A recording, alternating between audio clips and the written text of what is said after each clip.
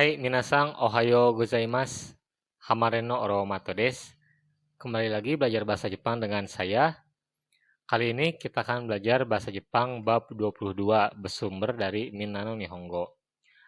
Bab 22 ini secara keseluruhan membahas mengenai kata benda yang dijelaskan oleh si predikat atau dijelaskan oleh kalimat sebelumnya atau kalimat dasarnya ya. Nah, saya rasa kata benda yang dijelaskan oleh predikat itu sudah dibahas sebelumnya di bab 2 dan bab 8 kalau minasang masih ingat. Di bab 2 contohnya ada Kawasaki no Baiku. Di situ ada baiku atau motor. Nah, itu motor apa gitu kan? Dijelaskan oleh kalimat sebelumnya atau predikatnya. Katanya Kawasaki no. Kawasaki no. Maka Kawasaki no Baiku artinya motor Kawasaki. Motor Kawasaki. Lalu di bab 8 contohnya kita sudah belajar misalnya Atarashi Baiku. Di situ kata benarnya ada baiku lagi. Dan kebetulan di bab 8 itu predikatnya itu ialah kata sifat. Baik itu kata sifat i maupun kata sifat na. Nah, si kata sifat berikut sebagai predikat menjelaskan keberadaan kata bendanya. Maka kalimat di sini ada Atarashi Baiku. Atarashi Baiku. Si Baiku ini dijelaskan oleh si Atarashi, baru. Maka Atarashi Baiku artinya motor yang baru. Motor yang baru atau motor baru. Nah, kalau untuk kata benda yang dijelaskan oleh predikat di bab 22 ini, predikatnya itu ialah kata kerja. Predikatnya itu ialah kata kerja. Dan kata kerjanya pun bentuk futsukei atau bentuk biasa. Jadi pada saat ada kata benda yang dijelaskan oleh predikatnya dan kebetulan predikatnya itu ialah kata kerja, maka kata kerjanya itu diubah dulu ke bentuk futsukei atau kata kerja bentuk biasa. Untuk pengingat minasang, sebagai pengingat, kalau dalam bahasa Jepang, apabila ada kata benda yang dijelaskan oleh si predikatnya atau kalimat sebelumnya, maka si kata benda yang dijelaskan tersebut ditempatkan di belakang ya. Ditempatkan di belakang. Maka yang si menjelaskannya itu ditempatkan di depan. Yang menjelaskan atau si predikatnya itu di depan. Nah, dan kata benda yang dijelaskannya itu ditempatkan di belakang. Beda halnya dengan bahasa Indonesia. Jadi kalau dalam bahasa Indonesia itu kata benda yang dijelaskannya itu ditempatkan di depan. Dan si predikat atau kalimat sebelumnya yang menjelaskan si kata benda tersebut ditempatkan di belakang ya. Ditempatkan di belakang. Jadi semacam tukar posisi ya minasang, tukar posisi.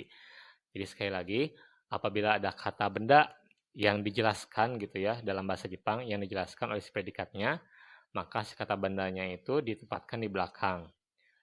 Apabila dalam bahasa Indonesia, kata benda yang dijelaskannya itu ditempatkan di depan. Contoh, 1. Dizuni rando e iku hito desu. Dizuni rando e iku hito desu. Di situ kata bendanya adalah hito. Hito. Atau orang. Nah, kebetulan si hitonya itu dijelaskan oleh kalimat sebelumnya. Di situ predikatnya kebetulan ada iku. Iku, yaitu pergi.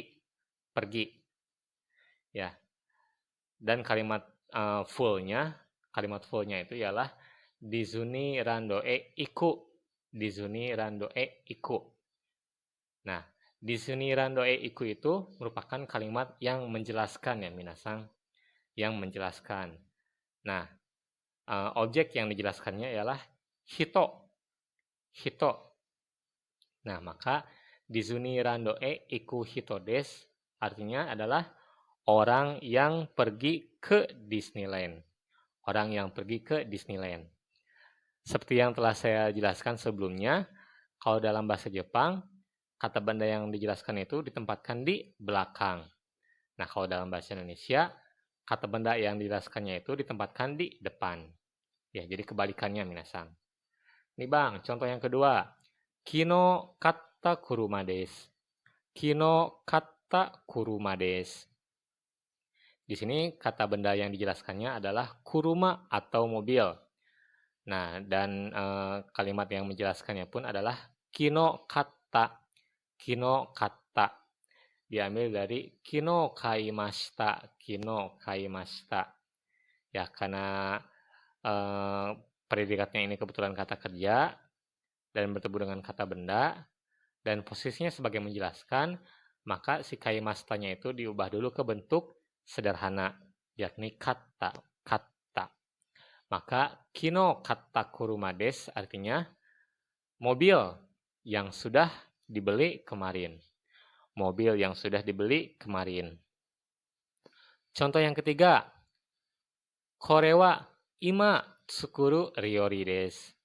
Kore wa ima tsukuru ryori desu. Ya, ini adalah masakan yang akan dibuat sekarang. Nah, di sini kata benda yang dijelaskannya adalah ryori. Ryori. Nah, yang menjelaskannya pun adalah tsukuru. Tsukuru. Maka kore wa ima tsukuru ryori desu artinya ini adalah masakan yang akan dibuat sekarang. Masakan yang akan dibuat sekarang. Kita lanjut ke pelajaran berikutnya, yakni ada predikat yang menjelaskan kata benda sebagai subjek. Predikat yang menjelaskan kata benda sebagai subjek. Oke, kita lihat contoh yang pertama, ada Dizuni rando e iku hito wa Romato sensei desu. Dizuni rando e iku hito wa Romato sensei desu. Di sini kata benda yang dijelaskannya adalah hito. Dan kalimat yang menjelaskannya pun adalah Dizuni rando e iku. Dizuni rando e iku. Dan bisa dilihat bahwa predikatnya pun adalah iku ya minasang iku. Sudah diubah ke bentuk biasa atau futsukei. Di sini kalimat ini predikat yang menjelaskan kata benda ini bisa dijadikan sebagai subjek. Kenapa? Karena ada hito di sini ya minasang.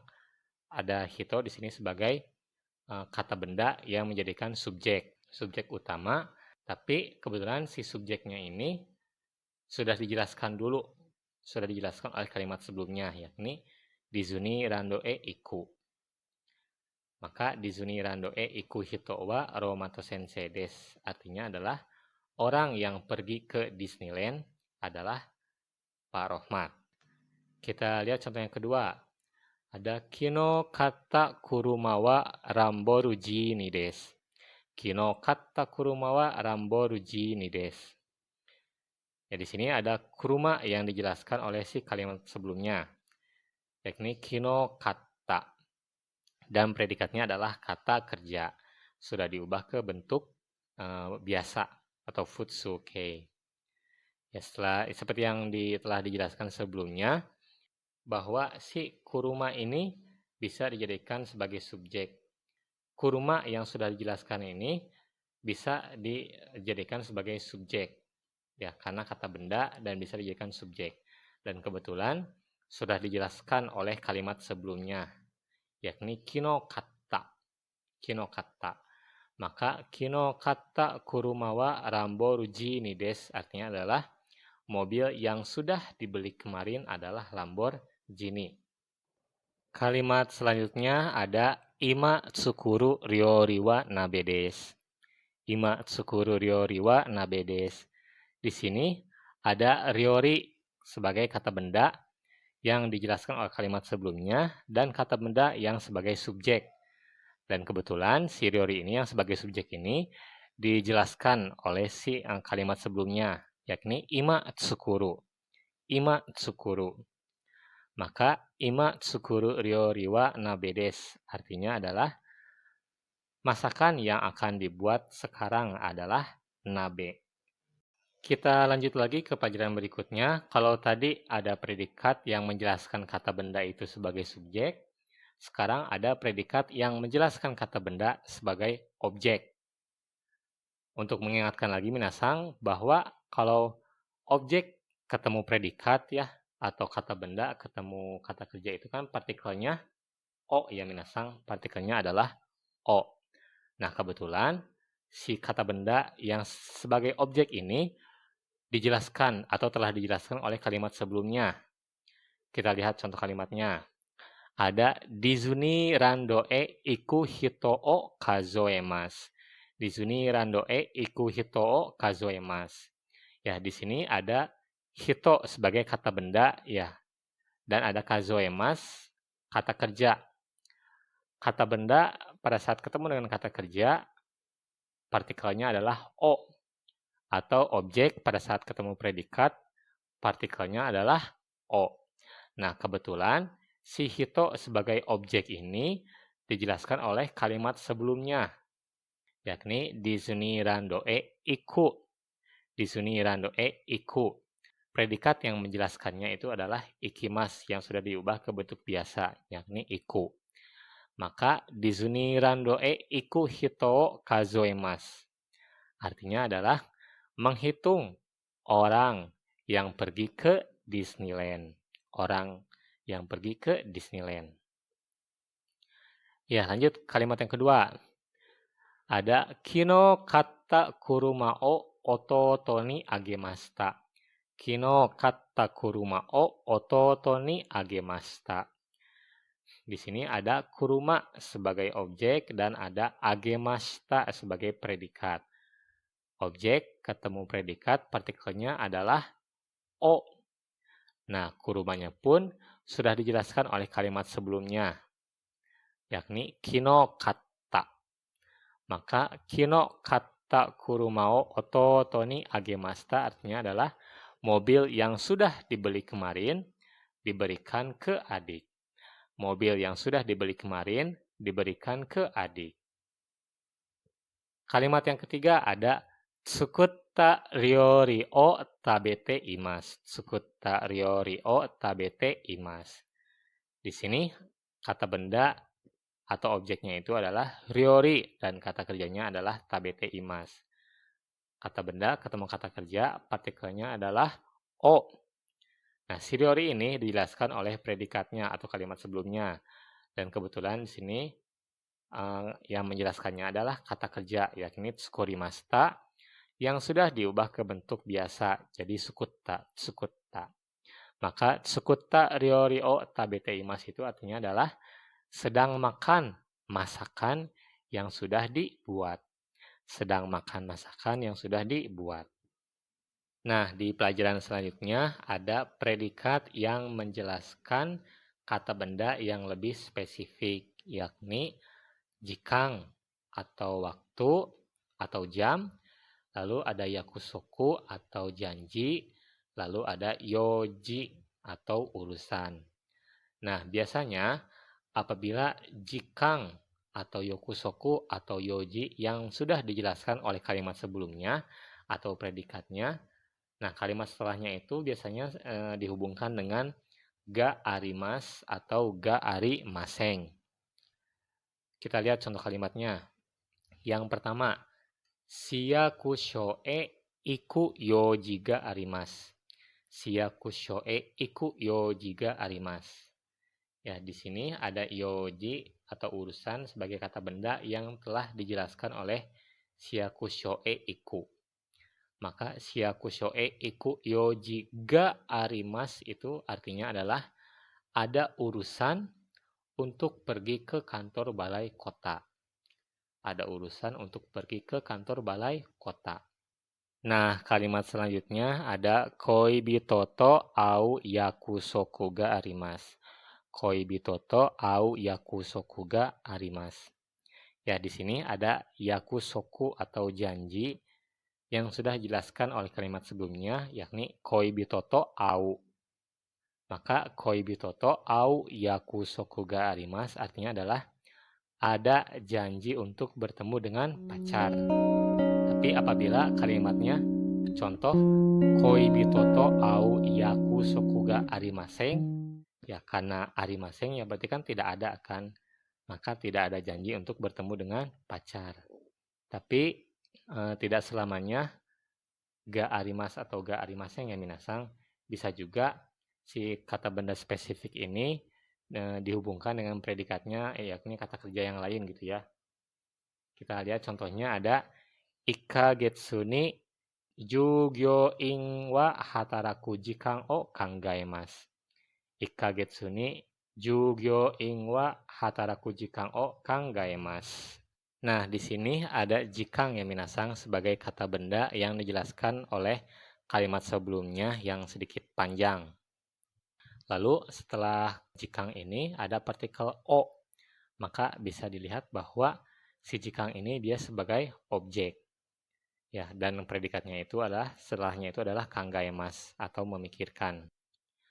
Maka ikkagetsu ni jugyo ing wa hataraku jikang o kangaemasu itu artinya adalah memikirkan jam kerja karyawan dalam 1 bulan.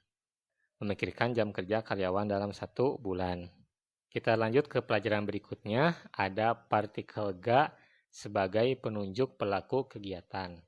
Nah, apabila dalam kalimat seperti ini ada kata benda yang dijelaskan oleh predikatnya, atau terutama predikatnya itu kata kerja, maka si pelaku atas perbuatan tersebut gitu ya, pelaku atau yang melakukan aktivitas tersebut dibubuhi dengan partikel ga.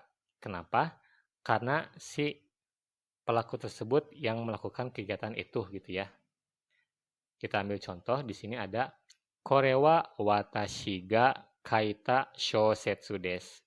Kore wa watashi ga kaita shousetsu desu. Di sini aktivitasnya adalah kaita shousetsu. Kaita shousetsu atau novel yang ditulis. Nah, kebetulan kita kan tidak tahu kan siapa yang menulis novel tersebut gitu.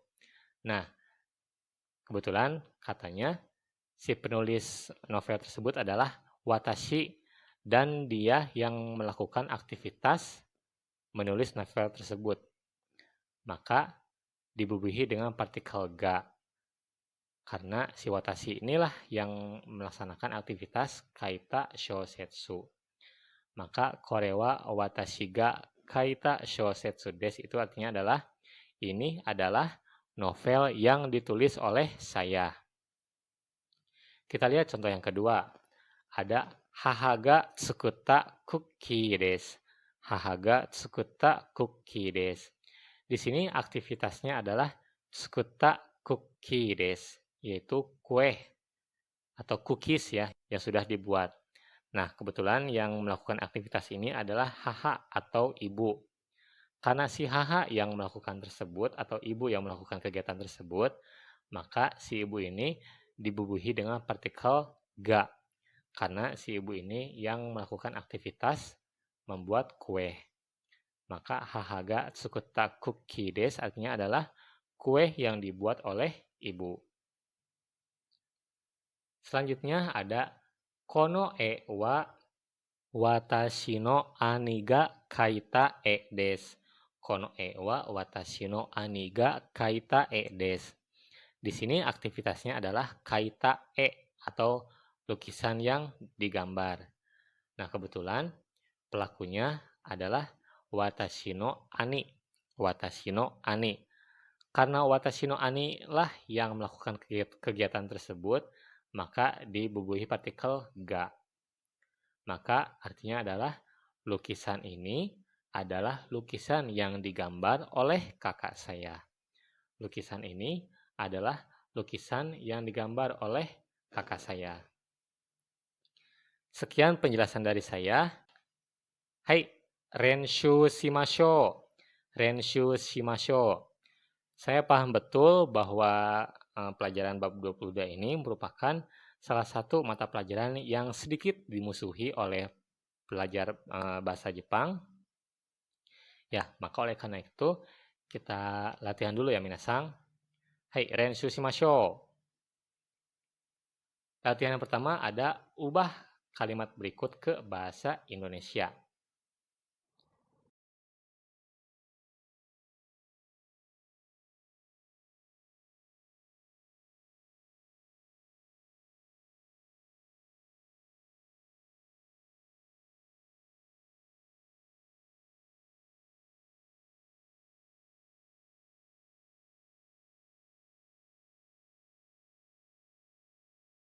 Lalu selanjutnya ada ubah kalimat berikut ke bahasa Jepang.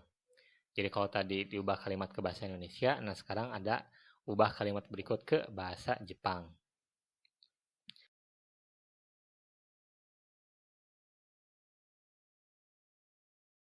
Silakan jawab di komentar ya, nanti saya akan mengoreksi apabila ada bagian yang salah. Kita belajar bareng-bareng, kita pintar bareng-bareng ya minasang.